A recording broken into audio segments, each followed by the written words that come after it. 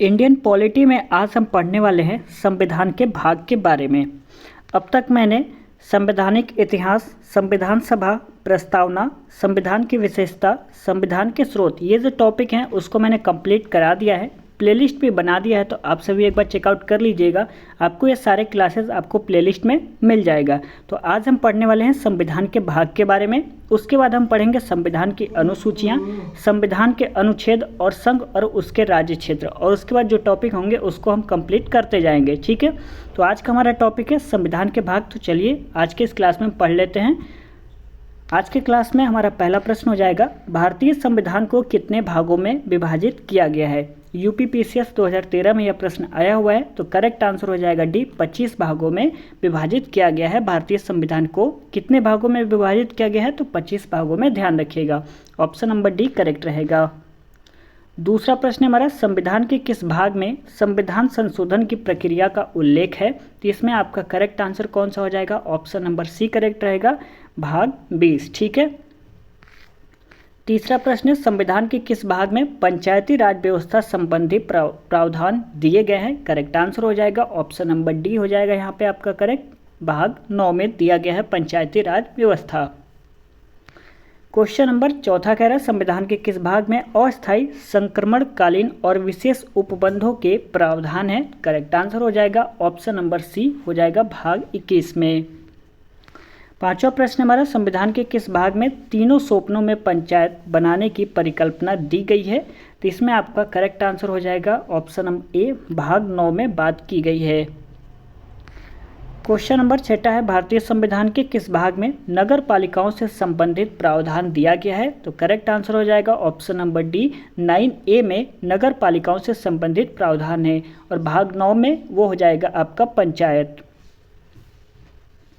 Question number अगला देख लेते हैं। 7वां प्रश्न कह रहा है, संविधान के किस भाग में नीति निर्देशक तत्वों का उल्लेख दिया गया है। तृतीय भाग में, चतुर्थ भाग में, द्वितीय भाग में और 9वें भाग में। तो इसमें आपका जो डीपीएसपी है यानी नीति निर्देशक तत्वों का उल्लेख जो है वो चौथे भाग में आता है। ठीक है, इसका आर्टिकल हो जाएगा 36 से 51 तक। ठीक है, यानी 36 से 51 तक डीपीएसपी का आर्टिकल हो जाएगा, और ये चौथे भाग में आता है, इसको ध्यान रखिएगा।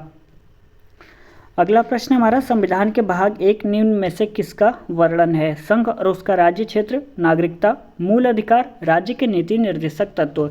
तो मुझे लगता है इसका जो आंसर है वो आप सभी को पता होना चाहिए। तो इसमें आपका correct answer option number A हो जाएगा। नागरिकता किस भाग में आता है, तो भाग 2 में आता है, 5 से 11 इसका आर्टिकल हो जाएगा। मूल अधिकार 12 से 35 तक इसका आर्टिकल हो जाएगा, भाग 3 में आता है। राज्य के नीति निर्देशक तत्व जो अभी मैंने बताया डीपीएसपी, भाग 4 में आता है, 36 से 51 तक, और 4A में आपका हो जाएगा और मौलिक कर्तव्य। ठीक है, और उसका आर्टिकल जो है वो 51A हो जाएगा, ध्यान रखिएगा। 57 नहीं लिखा था, वो 51 लिखा था। ठीक है, 51A हो जाएगा मौलिक कर्तव्य का, और भाग 4A हो जाएगा। तो यहाँ आपको पता लग गया। भाग 1 में संघ और उसके राज्य क्षेत्र, नागरिकता भाग 2 में आता है, आर्टिकल 5 से 11 हो जाएगा। मूल अधिकार भाग 3 में आता है जो कि 12 से 35 तक, और राज्य के नीति निर्देशक तत्व जिसे डीपीएसपी भी बोलते हैं ये हो जाएगा 36 से 51 तक, और भाग 4 में ये आता है। उम्मीद करते हैं समझ में आ गया होगा आपको। तो चलिए आगे बढ़ते हैं। क्वेश्चन नंबर 9, संविधान के किस भाग में मूल अधिकार का उल्लेख मिलता है। मुझे लगता है अब आपको पता हो गया होगा। भाग 3 में, भाग 4, भाग 1 या भाग 2 में। तो मैंने अभी आपको क्या बताया था, मूल अधिकार किस में आएगा, भाग 3 में आएगा। तो ऑप्शन नंबर ए आपका करेक्ट रहेगा। क्वेश्चन नंबर 10वां कह रहा है, भारतीय नागरिकों के मूल कर्तव्यों का विवरण संविधान के किस भाग में दिया गया है।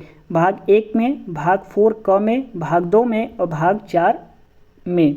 तो अभी मैंने बताया था मूल कर्तव्य किस में आता है, 4A, और जो इसका आर्टिकल है वो हो जाएगा 51A। तो अभी आपको यहाँ दिख रहा होगा ऑप्शन बी में ये बात लिखा हुआ है, तो ऑप्शन नंबर बी यहाँ पे करेक्ट हो जाएगा। भाग 4 क में आपका मूल कर्तव्य का विवरण हो जाएगा। क्वेश्चन नंबर 11 कह रहा है, भारत के संविधान का भाग 8 संबंधित है राज्यों से, नगर पालिकाओं, केंद्र शासित प्रदेश और पंचायतों से। करेक्ट आंसर सी हो जाएगा, केंद्र शासित प्रदेशों से संबंधित हो जाएगा संविधान का भाग 8। भाग 9 किससे हो जाएगा, तो वो हो जाएगा आपका पंचायत से। क्वेश्चन नंबर 12 कह रहा है संघीय कार्यपालिका की व्याख्या संविधान के किस भाग में की गई है? भाग 2 में, भाग 3, भाग 4 या भाग 5 में? तो जो संघीय कार्यपालिका की व्याख्या है वो हो जाएगी भाग 5 में, यानी ऑप्शन नंबर डी आपका करेक्ट हो जाएगा, ध्यान रखिएगा। अगला प्रश्न है संविधान के किस भाग में नागरिकता का उल्लेख है? तो अभी आपको मैंने बता दिया, तो भाग 2 में हो जाएगा। और इसका आर्टिकल नीचे कमेंट करके ज़रूर बताइएगा, क्योंकि मैंने 2-3 बार आपको बता दिया है। अगला प्रश्न है जो कि यूपीपीसीएस 2020 में प्रश्न आ चुका है, निम्न में से कौन सा एक सुमेलित नहीं है ये बताना है। मूल कर्तव्य, भाग 4 का में जो कि सही है, राज्य, भाग 6, भारत का महान्यायवादी ये आपका 13, भाग 13 में दिया हुआ है संघ व राज्यों के अधीन सेवाएं, भाग 14। तो इसमें जो आपका करेक्ट आंसर रहेगा वो ऑप्शन सी हो जाएगा, भारत का महान न्यायवादी भाग 13 यहाँ पे दिया हुआ है जो कि सुमेलित नहीं है, इसको ध्यान रखिएगा। अगला प्रश्न कह रहा है कौन भारतीय संविधान के अनुसार सही सुमेलित नहीं है? ये एआरओ में 2020 में प्रश्न पूछा जा चुका है। पंचायत भाग 9 दिया हुआ है, नगर पालिका भाग 9A, सहकारी समितियां 9ख और अधिकरण भाग 10। तो इसमें आपका कौन सा सुमेलित नहीं है भारतीय संविधान के अनुसार ये बताना है। तो ऑप्शन नंबर डी आपका सुमेलित नहीं है, यानी ऑप्शन नंबर डी करेक्ट हो जाएगा। पंचायत 9 में आता है, भाग 9 में, नगर पालिकाएं भाग 9A हो जाएगा और सहकारी समितियां भाग 9B हो जाएगा। इसको आप सभी ध्यान रखिएगा, ठीक है। चलिए आगे बढ़ते हैं। निम्नलिखित में से कौन सा एक सुमेलित नहीं है? यहाँ पर भी वही बात की गई है। नागरिकता भाग 2 में, तो आप सभी को पता होगा, बिल्कुल सही है। संघ राज्य क्षेत्र भाग 7 में, नगर पालिकाएं भाग 9A और निर्वाचन तो ये आपका दिया हुआ है भाग 15 में। तो इसमें जो आपका करेक्ट आंसर हो जाएगा बी हो जाएगा, संघ राज्य क्षेत्र भाग 7 में ये आपका सुमेलित नहीं है। तो 16 का यहाँ पे करेक्ट आंसर बी रहेगा, आप सभी ध्यान रखिएगा। अगला प्रश्न कह रहा है भारत के संविधान के भाग 4 में किसके बारे में बताता है? जो संविधान का भाग 4 है वो किसके बारे में बताता है? तो सभी को यहाँ पता होगा, राज्य के नीति निर्देशक सिद्धांत के बारे में बताता है, यानी ऑप्शन नंबर यहाँ पे आपका सी करेक्ट रहेगा। अगला प्रश्न है संविधान के किस भाग में अस्थायी संक्रमणकालीन और विशेष उपबंधों के प्रावधान? ये क्वेश्चन 2 बार रिपीट हो गया है, तो कोई बात नहीं। इसमें आपका जो आंसर है करेक्ट रहेगा भाग 21, यानी ऑप्शन नंबर सी राइट रहेगा। क्वेश्चन नंबर 20 देख लेते हैं, संविधान के किस भाग में नीति निर्देशक तत्वों का उल्लेख दिया गया है? ये भी क्वेश्चन 2 बार रिपीट हो गया है, तो कोई बात नहीं, इससे आपका ये रिवीजन हो जाया करेगा, ठीक है। 2 बार रिपीट हो गया, उसके लिए सॉरी।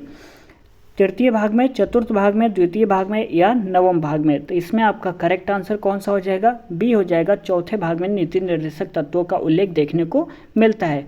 तो ये जो टॉपिक था वो कंप्लीट हो गया है। तो यदि वीडियो आपको अच्छा लगा होगा तो प्लीज़ वीडियो को लाइक ज़रूर कर दीजिएगा। आप लोग भूल जाते हैं तो ऐसा मत किया करें। वीडियो को आप सभी शेयर कर सकते हैं अपने दोस्तों में, व्हाट्सएप या टेलीग्राम ग्रुप पे, जहां स्टडी ग्रुप ज्वाइन किया हुआ है वहां पे एक बार वीडियो को शेयर कर दीजिएगा यदि आपको लगा होगा कि वीडियो में कुछ अच्छा था तब, ठीक है। एक प्यारा सा कमेंट भी कर सकते हैं आप लोग, आपका दिल करे तो।